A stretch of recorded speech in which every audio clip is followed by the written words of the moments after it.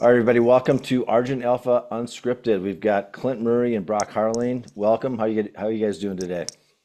All fired up. Doing great. Yeah, awesome. Well, we just came out of our 10x Triad meeting. It's a meeting we do every week, and the whole idea is about 10x in your life, your business, and Triad. There's three of us. It's our little mini mastermind group. I think we're right about ending our one full year of this, and Hmm. none of us have gotten sick of each other. We haven't killed each other. In fact, it's like going as strong as it's ever been. So something's working. So thanks to you guys for the last roughly year. I think we're all better off for the time together. Been No doubt. amazing. Yeah, Um, been amazing. and so with that as a frame, I want to get into something we do in Argent Alpha, and it all happens within what we call the RAD process. So recurring accountability drivers. And what we do is we have daily, weekly, monthly accountability models set in place. And it starts with designing standards in your life. And so everybody has standards. It's just a question of whether they're default standards or defined standards. And so we define our standards, then we score them, report them weekly, and then we reflect on the prior week. How do we do? What could we have done better? What are the learnings? And then we plan our next week. And then it's rinse and repeat. So before we dive in, I just want to get you guys' initial thoughts on just how you personally have been using this process, what you like about it, the value of it, benefits. So I'll start with you, Clint. What's your own personal take on this process? Yeah, the last almost 3 years and the whole RAD process has been, it's just a standard of life. And that's what I say in a lot of my posts too. It's just my baseline. Not even a baseline. It's my entire foundation for everything I do. And one of the things that I love about it is these are just my design standards. That I default to. Actually, now I default to them, and it allows for everything else in life to be upgraded as well. So if I hit my standards every day, I know I'm the best. I'm creating the best version of me, and I'm going to be able to be the best in all the other areas. Personally, I don't want my A5 to be my biggest focus. I want it to be my design standards that I hit every day, and can use that to elevate in all other areas. The great thing about it is we do have some feedback, and especially in this group, we talk about this too, just the feedback that we get to help elevate us too. Um, so again, that's kind of they're just my foundation. Hmm. It's what I look forward to every day. Awesome. How about you, Brock? How much time do I have to talk about this? Like 20 minutes? I'm just kidding. I feel really strongly about the aspects of that planning, prepping, and execution. Like we talked about it on previous episodes too. I mean, those are when I think about design standards. Like setting those intentional actions, and for me, it's every single morning. You look at if this is the bookend, or this is the day that you have timeline is all when you wake up, when you go to bed, that chunk on either end, the bookend in your days. We talk about that all the time. And I prep my day every single day in the evening before, and just kind of clean it up in the morning, review it, plan, prep, execute. And by the time I'm out the door, I have all of the biggest pieces of my day done. And it's just how I do life. And then I'd review it at the end of the day, prep for tomorrow. And it's just that planning, prepping, executing, that whole design is just like it's just become a way of life. And it eases stress, it eases anxiety, it gives you like that comfort. It's everything for me, and teaching other people how to do that has just become my largely what I do. Well, when we think of standards, another way to look at them is standards are the floor you stand on. So it's the what will you default to, Mhm. and if you don't design them, you default to anything goes. So, for example, I'll give you an example of, and some of these are synonyms. Default standards turning into design standards. Design standards are your floor. Those are your non-negotiables. So non-negotiables, floor, and design standards are all basically the same thing. So one of my non-negotiables is I don't do heroin, right? I joke about that. It's like, well, of course you don't. Yeah, yeah. You get a head nod, like, okay, yeah, I get it. That's a non-negotiable. Well, then why is it like a bag of donuts is not a non-negotiable. I mean, it is for me. Soda is a non-negotiable for me. I do not drink soda. Now, I'm not perfect. I'll still have a beer. I'll still have a cheeseburger. But those are not my floor. I still allow myself some of these things. So I want to talk a little bit about this whole idea of like, it's awareness. You have to have awareness about a standard in order to then create something. And then it does take practice. It's a muscle you have to build for that to truly become your floor. And then over time, yesterday's ceiling becomes today's floor. So a lot of guys struggle with, I'll just use beer, for example. Some guys, they love to have like 5, 6 IPAs on a weekend. That was their floor. That turns into maybe 2 or 3 after 6 months. Eventually, I mean, we've had guys stop drinking or just drink very infrequently, and their new floor is alcohol only on special occasions and not very much of it. But that took time to get there. So, anyways, talk a little bit about not how you guys think of non-negotiables and how did you get there? Because most guys don't like. Not doing heroin is a pretty easy one. It's an extreme example just to paint the picture, but most things aren't quite that cut and dried. A lot of guys have issues with nutrition. Mindset's another one. Sleep. I know I've heard more guys talk about, yeah, I need to get better sleep, and they haven't established a non-negotiable. They'll stay up late and watching games, or they'll scroll before bed, and all these things that just crush your sleep. So, Brock, talk a little bit about how you view non-negotiables, the floor, and design standards. Yeah. The floor and the design standards, a lot of it for me, and you look at people who struggle with it, it's when it's only up here and you don't have it written down. It's like, why would I write it down when I have it memorized? Well, I bet you if you write it down and you track towards that, you likely are falling short on, we track 5 standards. And if you're not tracking them, you're probably drifting or not doing half or more than half of them, right? Or how do you know that you're actually even achieving your floor if you don't know what your standards are? So being able to even list those out, that is like being awareness, item number 1. And then you're able to track against those 5 things, right? And it's like, okay, well, how do I continue to improve, or how do I push that ceiling then? I would say get those 5, write them down, and then pick one of them. Maybe it's I'm going to hone in on my sleep. Okay, well, how do I'm doing 10, 3, 2, 1. 10 hours before bed, no caffeine. 3 hours before bed, stop eating. 2 hours before bed, stop drinking. 1 hour before bed, I get off of technology. Okay, well, what else can I work on? Well, why don't we have a consistent bedtime? That would be another way that you can continue to push that ceiling. And then from there, maybe it's a different output. It's like, well, we all, or most of us, have these wearable devices, Whoop and Aura. Okay, well, we could dive into some of those things. How is your stress? I'm so stressed out throughout the day. Well, maybe that's another part of, okay, we need to get into some journaling. We need to get into some meditation, some breathing, going outside, getting some sunlight. Those are some things that you can then actionably continue to push that ceiling. And that's just on the sleep piece of it. But if you don't even start writing right from the start, putting down what you're tracking against or where your default standards are or your floor, how do you know how to push the ceiling? It's like, then you're just guessing. Mm-hmm. Clint, how I about want to you? go to, I really like what Brock said. I agree 100%. And I want to go to the step that's before that. And I think this is one of the first things that we focus on is your why. And why am I doing this? What's the purpose? And that all starts with a vivid vision of your future self. So that's why that's one of the first things that we do is create our future self, which, it encompasses our why. Otherwise, we don't know where to go. What is our standard? What am I doing? And a lot of times we have to go back to that more often than not. Why am I here? What is my future self vision? Is everything I'm doing, are these standards getting me closer to that? Is it making the boat go faster? Which is the most basic thing that we should be looking at is why am I doing that? Because then all the excuses come in after that. Oh, you got to live, oh, you got to live. Oh, it was just I did great on the weekdays, but not on the weekends. That's not getting you to your future vision or your future self. So the A5 and our standards are an offset of all of that. Clint, I don't journal. I don't like tracking. I just don't know how to use technology. I've never learned how to do it.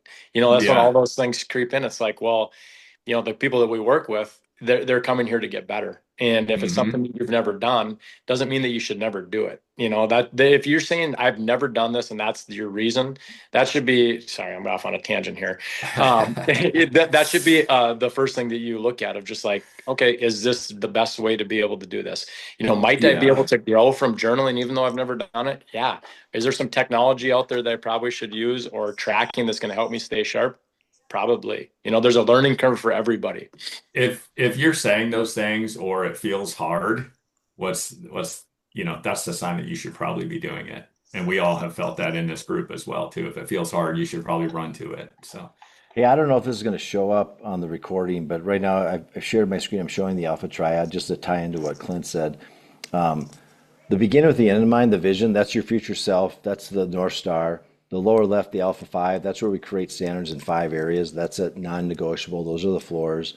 And then the right side, RAD, the recruiting accountability drivers, that's our GPS that tells us if we're on track or off track. So just as a FYI, this is in the book Harder to Kill. I think I've covered this more than once in the newsletter. It's out there if you want to go find it. But just wanted to share that. You guys had a bunch of stuff there that we could go into, but it starts with a growth mindset. And a growth mindset, as Carol Dweck outlines in her book Mindset, is you retain agency and you believe you're capable of learning and growing and learning new things. A fixed mindset is that's just how I am. It's my genetics. It's how I've always been. And that if your first reaction to all these concepts is that, like, this is hard, I'm not going to be good at this. I like my old way of doing things. I don't like, equating workouts with a root canal. Those are all fixed mindset things that's where you got to work on. Because nobody's going to convince you, nobody's going to sell you on these things, right? You got to sell yourself. And so you can sell your way from a fixed mindset to growth mindset, but you got to believe. And so that's a whole other podcast we'll get into. But I want to talk about one of the reasons why we develop standards is not for when life is good. It's really easy to follow your standards when everything goes according to plan. When it's not so easy is when life throws you a curveball. And so, for example, let's say you have a parent that gets sick, or you lose your job, or the stock market crashes and you're scrambling, and business issues. You got something with one of your kids, and all of a sudden you revert and drop below. You drop from your floor to your basement. That's what we want to avoid. So, talk about that, you guys. Clint, talk a little bit about where you've seen this happen, and just your reaction to this whole, like, why we do it, not for the good times, we do it for the bad times.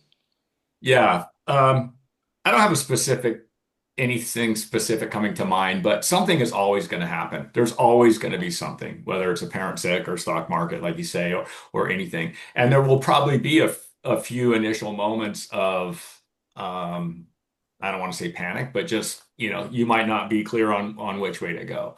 As long as you can step back, take a breath, realign yourself, you know where your standards are. There should be no excuse, and that's where the accountability of RAD comes in. Accountability. There should be no excuse to completely fall off the ledge. If nothing else, reach out I know we have this weekly and we have our RAD meetings weekly.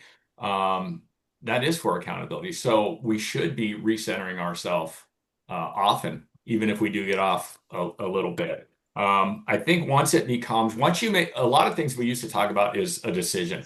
Once you make a decision, and your personal integrity is behind it, that's really the big factor of keeping you going. If you're making those excuses to yourself, there's not, you haven't actually made the decision, and you haven't chosen to become the best version of yourself or move towards your future vision.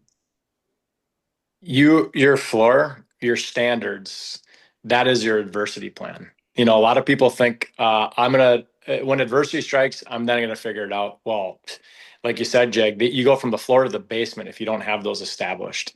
So that is your floor. And to give examples, I have hundreds of people that I've worked with, but I could give you one that of myself in The 3 years ago, I went through a divorce. I had, well, the divorce process started, and thankfully I had my adversity plan. I had my floor that I stuck to, largely my morning routine, exactly what I just explained there. And it honestly, it felt like that saved me. And it was the hardest thing I've ever had to go through. It saved me from going from the floor to the basement, to where, you've watched plenty of people go through situations like that who don't have that adversity plan, or don't have those standards, or aren't able to have those base level habits in their health to kind of help root them, and they plummet. For me, like being able to hold that, it was the hardest thing to do, but it's what helped me be able to push through. And honestly, walking out of there is like, it was the best time of my, not the best time, like I didn't enjoy it at all, but I've learned the best lessons from those hard times, and I feel like I've taken huge steps out of there because I had that adversity plan in place. And as things start to ease up and you go through the hard, you could continue, okay, well, now I'm in a place where I'm not at the floor, but I could continue pushing that ceiling. But if you don't have that base, like, that is why it's so important to do this when, before adversity strikes, because it's coming. Mhm. Yeah. And it's interesting. I'm not sure why my screen isn't changing. I'm going to go back here. Sorry. Um, well, what I've personally realized is when I have a design standard and the shit hits the fan on something, I know what to do. Versus when I didn't have standards, I think you tell me if you guys have seen this in yourself or your clients. We go into self-sabotage mode. We start destroying ourselves. Like something happens that's not according to plan. Drink too much, eat like shit, sleep like a vampire, just horribly. I don't know if vampires sleep horribly or not, but you don't sleep. You don't sleep well. You don't hydrate. You don't have a mindset practice, and you just get into this sort of self-sabotage, this circular going down the drain. Whereas when you have standards, you go, well, I'm going to go out and go for a walk as a minimum. I'm going to go out and get a workout in. I'm going to go eat. I know what a healthy meal is now. I'm going to go have a healthy meal.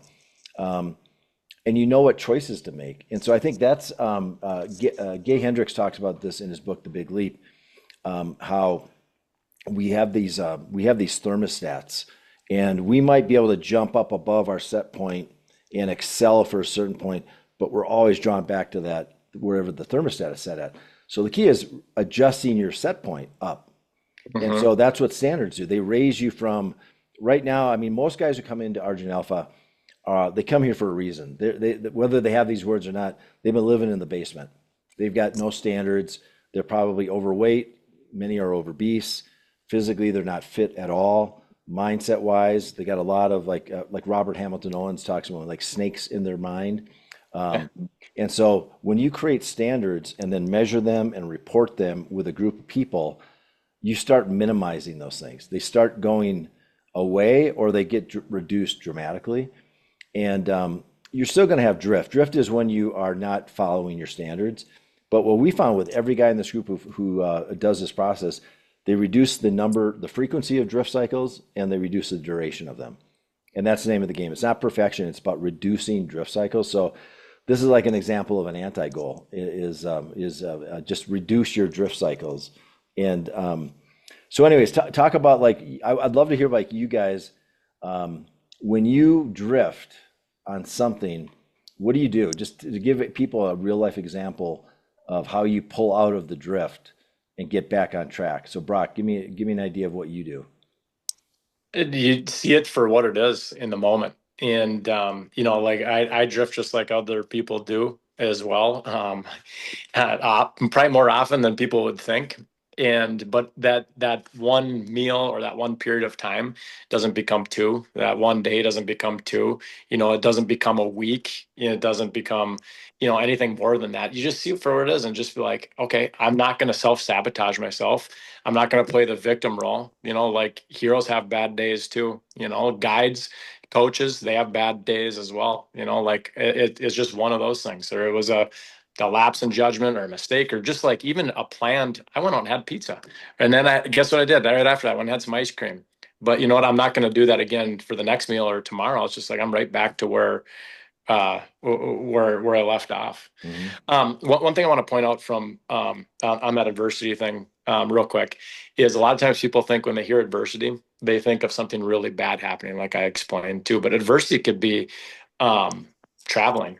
It could be for instance, last month I moved. That's a chunk of adversity too. And if you're like, well, I'm moving for the next month, 2 months, like my life's upside down, or I'm going camping with the kids, or I'm traveling for whatever it is, it doesn't mean that your standards change. Guess what I did every single day on moving and camping and traveling and vacations? The same exact thing. It's just like you adjust those wherever you go. So just something to keep in mind. Adversity isn't always bad, but it's like having a floor. It follows you wherever you go. Jag, I see the background to where you are right now. You're not at home, but I bet your standards haven't shifted very much. Clint, I know what yours look like when you travel as well.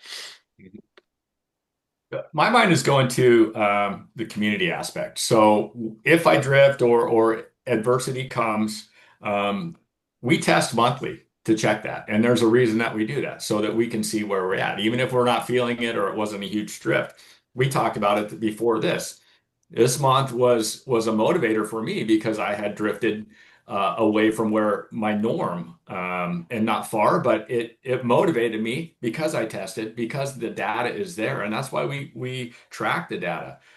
We have the 95% success tracker where that you write it down and then you share it. I mean, we share it here. That's why we have a community. That's one of the biggest parts. And the reoccurring accountability, going back to that, we need all of us need to open up for the feedback. If we're looking at our testing and we're continually in our small group, if I was continually struggling with the same thing, it wouldn't be so nice as on camera from you guys. And I want that. I have to be open to that. And I think in the broader group, all of us, if we're drifting, if we're continually, struggling with the same thing, we need to be brought up. We need to be lifted up and pulled up. But that's why we test, and that's why we have accountability. So that's one of the huge factors of keeping out of adversity. Mm-hmm. That's a good point, Clint. Like that lone wolf concept that people have, like I'm going to do it on my own.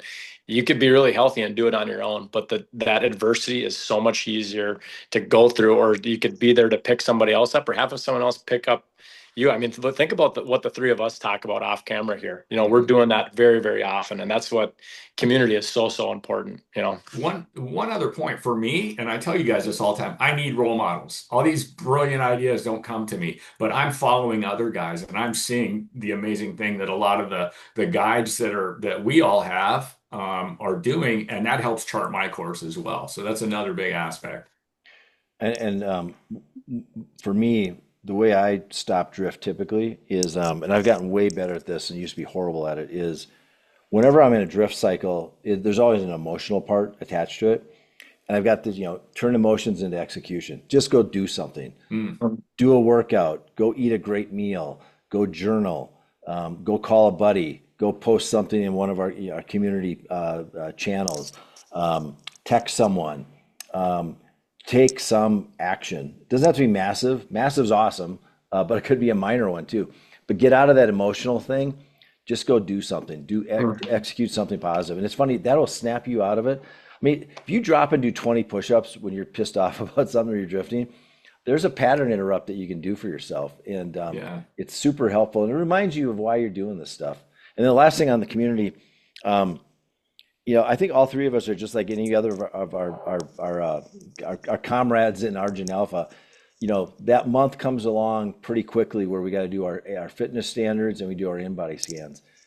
Sometimes we can't wait to do them because we're ready, let's go. And other months we're like, shit, it's that time of month again. And you go through all this internal talk of why you don't need to do it and you're pretty good. I mean, I went through that all last week and I did all my stuff yesterday. And I was pleasantly surprised. It was like, God, I'm glad I did that. But I go through that battle half the time, I bet. Like, I don't want to do it, but I do it anyway. And then when you do it, you feel so damn good that you did it. So don't listen to that voice in your head. Turn it into action. And again, you're not going to set a PR every day, a personal record, but putting points on the board is way better than a goose egg. So think about what you just said there too, Jag. Like the half the time you don't want to do it, and if you didn't do it half the time, that drift of that could be a day, a week, it now turns into multiple months, Mhm. that then shifts. Or, even if you did drift per month, you have that time. It's like, I'm going to stop it right here. And I don't think that that's something that many guys weigh in on, of just like, well, it's going to be a crappy month. I know I slid, or I just didn't live up to whatever. I had a whole bunch of stuff going on, or wasn't at my best. And they look at it as just like, well, I don't want to find out the obvious, but maybe finding out the obvious and seeing it for what it is. If you look at it as a point to turn things around or stop that drift, it's a whole different, reframe. Yeah, so true. You're always happy when you did it.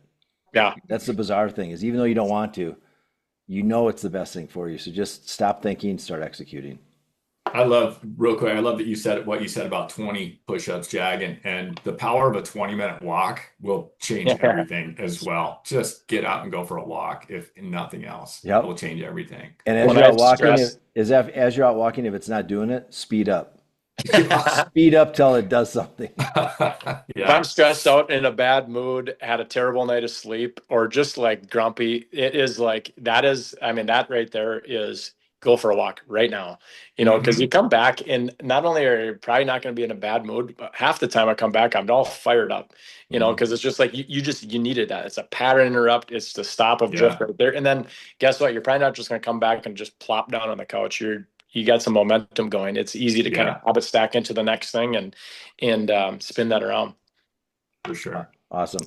Well, hey, thanks for tuning in. Hope we gave you guys some value today, and we will talk to you next week. So have a good one. Thanks, you guys. You guys. All right, Take care. guys. See See ya. ya.